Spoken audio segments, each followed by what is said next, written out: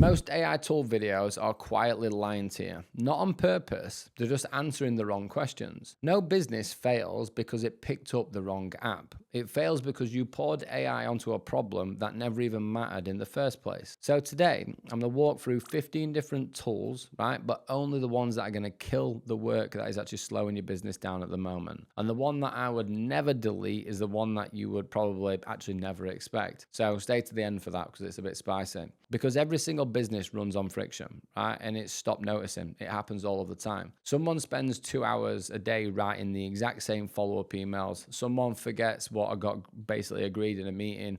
So you hold another meeting about that meeting and about that meeting, and it's an endless process. Someone will copy the same customer details between 5 different apps. Someone will burn an afternoon on a deck and nobody remembers it by Friday. Like, none of it is exciting in any way, shape, or form, but all of it is very, very expensive. So before you touch a single tool, I want you to run one complete audit. Where do we waste the most amount of time, right? What gets forgotten about or dropped, right? What do we have to retype by hand from one app to another every single day? What I need you to do is pause and screenshot that. Those 3 questions will decide which of these 15 tools you actually need. And by the end, I'll give you the exact start to all of this. So stick around for it because I'm going to walk you through step-by-step process. And I'll be honest, some of these you'll know, but also some of these you won't. But every single one of these will solve a real business problem. And that right there is basically fixing the friction that is actually costing the business, right? And it's actually the reason that businesses are so stuck, because it's operational drag in things that are just not even non-existent now in this AI era. So, right, I'm going to get into tool number 1 now and break it down. The problem was never the meeting, right? It was the hours after it. Someone says, I'll send notes. Someone says, I will follow up with the client. 3 days later, nobody remembers exactly what got agreed on that meeting. So you book another meeting to decode the last one, right? That's madness, right? And Fathom will kill that straight away. Think of it as a brilliant assistant sitting quietly on every single call. It records the conversation, it transcribes it, and then it hands you a summary with the action points on who basically owns each one. But the real win is quieter than that. When nobody is scrambling to type notes, people actually listen. They ask better questions. They spot the thing worth actually spotting in the first place. And afterwards, you can search every important conversation you have ever had. For example, that client worry about back in March, or what projects did we push last quarter or didn't push? The answer is already sitting there right now. So for any business that runs on conversations, which is 99% of them, that is a serious, serious edge, right? So for example, Zapier does not write anything, right? It does not think. It makes your software talk to one another, right? And that's a bigger deal than it sounds, for sure. Like, for example, someone becomes a client, right? Normally that fires off 5 tiny little jobs: a welcome email, a folder created, a CRM updated, an onboarding call booked, a task that is raised for the delivery team.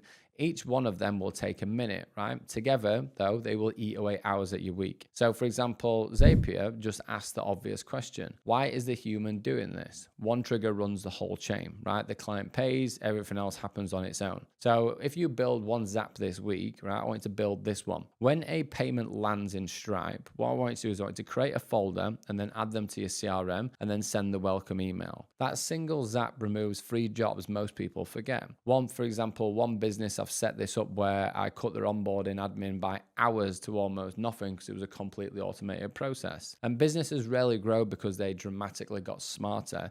They grow because what was basically dragging them back has got slightly more efficient now 100 times over. So for example, Zapier will connect your software. Gumloop lets the workflow make a decision, and that difference does also matter a little bit as well. So normal automation is brilliant, right? As long as every single step is actually predictable. So for example, if it's this, then it's that. But business is not always that tidy. Sometimes the lead should go straight to sales. Sometimes it should absolutely not. Gumloop, for example, uses AI instead of a workflow to decide. So for example, scoring a incoming lead, prioritize the urgent inquiry, categorize the expense, screenshot the application, route the actual ticket. So for example, without a human eye having to eyeball it on every single step. So here is the exact scoring rule that I will hand it in this situation. So pause and screenshot this one because it's the prompt that I use. Score each note to 10 on a budget, urgency, and fit. Anything 8 or above, tag it, hot, and then basically notify sales now. Anything below 5, drop it into the nurture sequence. And that is basically a bridge between a automation system and also an intelligent operation. It does not just move work, it decides what should actually happen next. So a quick thing before the next batch, because it is the whole point of this entire video. Notice none of these tools are about replacing people, right? They are removing repetitive work. They are not removing the human. AI should not replace your best thinking. It should replace your busiest hour. The businesses winning with this are not asking, right, how do I hire fewer people? They're asking, how do I free up my team to do work that actually moves the money and moves the needle? That is where the next tools come in, right? Because now we're going to leave automation and walk into more based on decision making, right? So you knew Claude was coming, right? You know, I love it. I'm obsessed with it, right? But probably not in the way that I actually use it, in all fairness. Most people type, right? And they write an email and it's like, write me a blog post and summarize this, for example. And that's absolutely fine, right? But it's the real shallow end of using it. The value shows when Claude understands your business. I run separate projects inside of Claude, right? So for example, one uses my YouTube and knows my YouTube strategy. One knows my onboarding and my clients. One holds my content frameworks, and then one is also just for really hard decision making. So there's no conversation that starts from zero. The context basically is already locked in. So let me basically show you inside rather than just telling you. So watch this. This is a Claude project loaded with one business's onboarding documents. I ask it, where is this process more than likely going to actually lose a client? And it comes straight back with the 2 weak points in seconds. But my favorite use is not asking more questions, it's asking better questions. Pause and screenshot this. Paste in your problem and say, if you were my operations director, what would you simplify first? What am I overlooking? And that one prompt is worth more than 100 social media posts, because businesses rarely fail from lack of content. They struggle when their thinking gets really messy. Claude will basically organize the thinking, and clearer thinking makes much better decisions. So for example, most people still treat ChatGPT like a faster Google search engine. Like deep research is a complete different animal, right? It does not hand you one answer, it investigates, right? It pulls together dozens of sources, builds structured reports, finds the trends, compares the players, and then lays it out in a way that you can actually directly understand and use. So think how research normally goes, right? 20 tabs open, half of them are forgotten, and then 3 hours are gone, right? Instead, you ask one thing, right? Research the AI consultancy market within the UK, for example. Identify the fastest growing niches, the pricing models, the common objections, and the opening that is best for reaching out to actual owner-led firms, right? A few minutes later, you have used to basically what would cost thousands or in just a full afternoon or a day of time, right? You still have to verify it.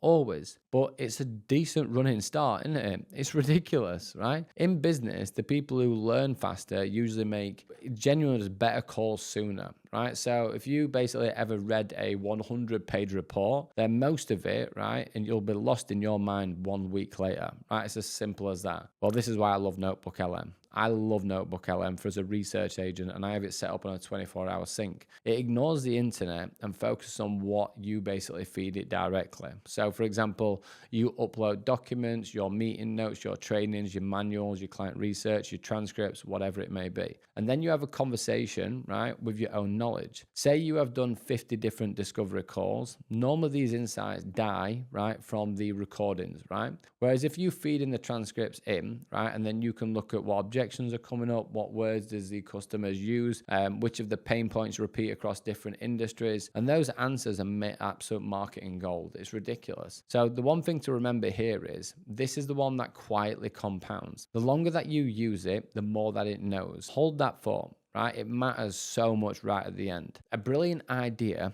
is not enough, right? People have to get it fast. Gamma, for example, flips presentations, right? You do not need slides. You do not need to have anything other than rough notes, and it will build you something that is going to tell a story. It's not just pretty slides, it will actually be direct communication with you. So for example, if you send a client proposal over as a visual and it's easy to follow instead of a 20-page thing in text, and they decide later, because finally they understand what you're actually looking through and they understand and have clarity, they're going to pay you and join sooner, right? But there's one rule to it, right?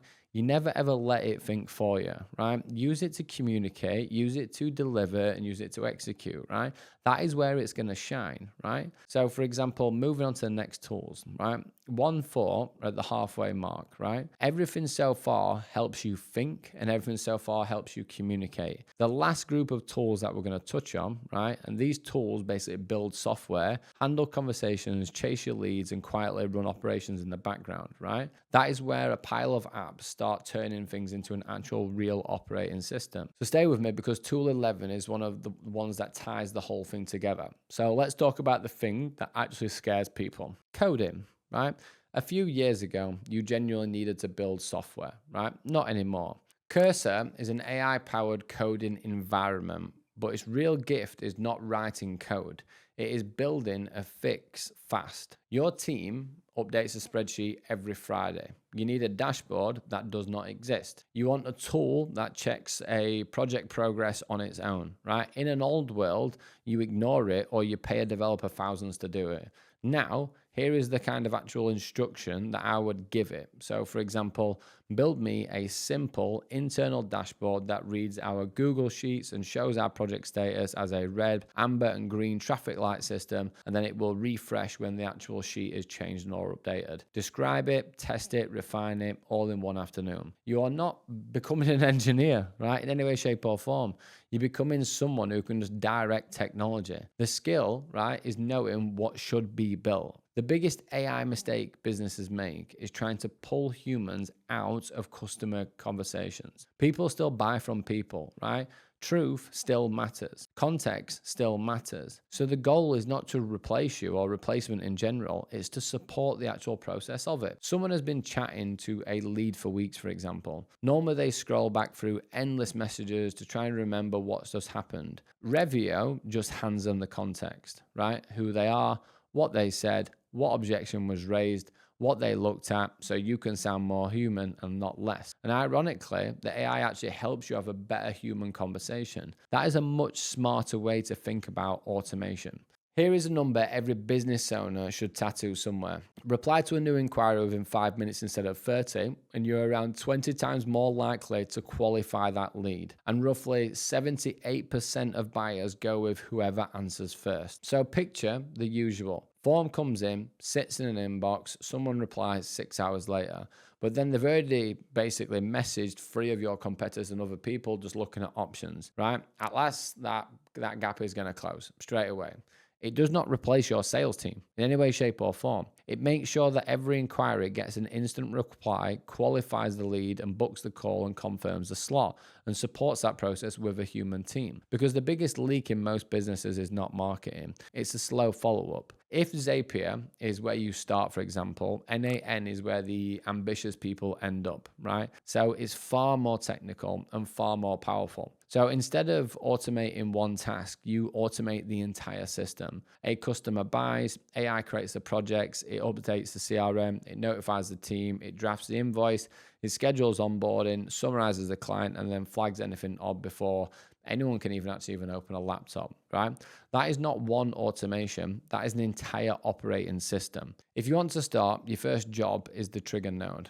And here is the one to build. So trigger is a webhook, right? So for example, when a payment and a webhook arrives from Stripe, it will start the workflow and pass the customer's name, email, and product to the next step. You do not need the whole thing basically from day one as well. But once these tools start connecting, the business starts to run very, very, very differently. So for example, if you ever had an idea and thought, I wish there was an app for this, for example, then stopped because the software used to be slow, expensive, and technical, right? Lovable is going to change that pretty quickly. Or for example, I use Claude Code for pretty much everything now, but that is a little bit more complicated. The only thing that you do with Lovable is you just describe what you want, right? And it builds it. So an internal booking tool, a customer portal, a pricing calculator, a project dashboard, a client questionnaire. Minutes later, you've got something real, right? Maybe it isn't perfect, but perfect was never the point. Speed is. Some ideas deserve months of development, and most deserve minutes to find out if anyone actually wants them. So 3 quick fixes worth looking at are,